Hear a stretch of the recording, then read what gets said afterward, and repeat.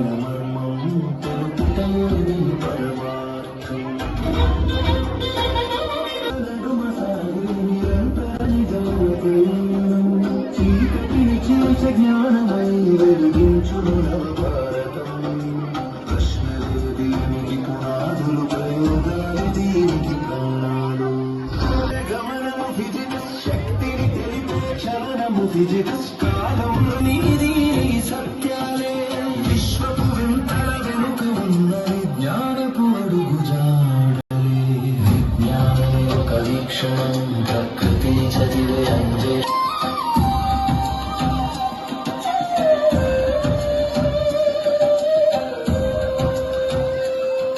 పదార్థాల కలయిక కెమిస్ట్రీ, మార్పులు చూపే హిస్టరీ.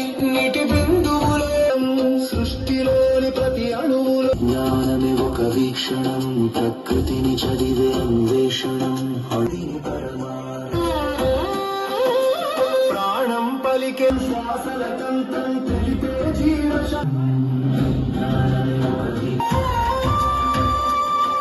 విత్తనమే శ్రీరాణిని పూల తోట మొక్కల మౌన కావ్యం.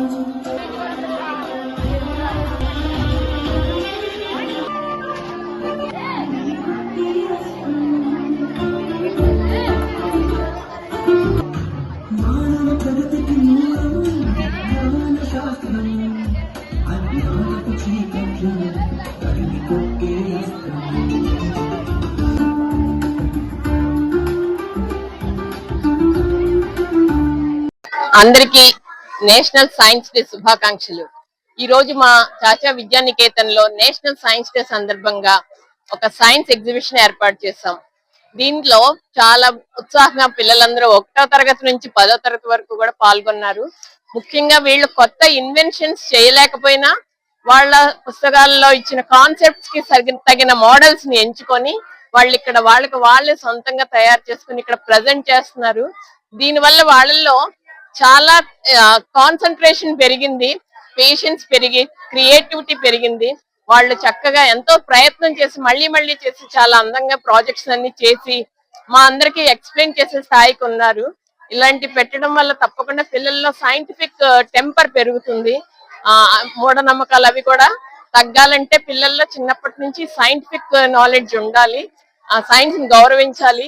అలాంటివన్నీ డెవలప్ అవ్వాలంటే ఇలాంటివి కండక్ట్ చేస్తూ ఉండాలండి. పెద్దాపురం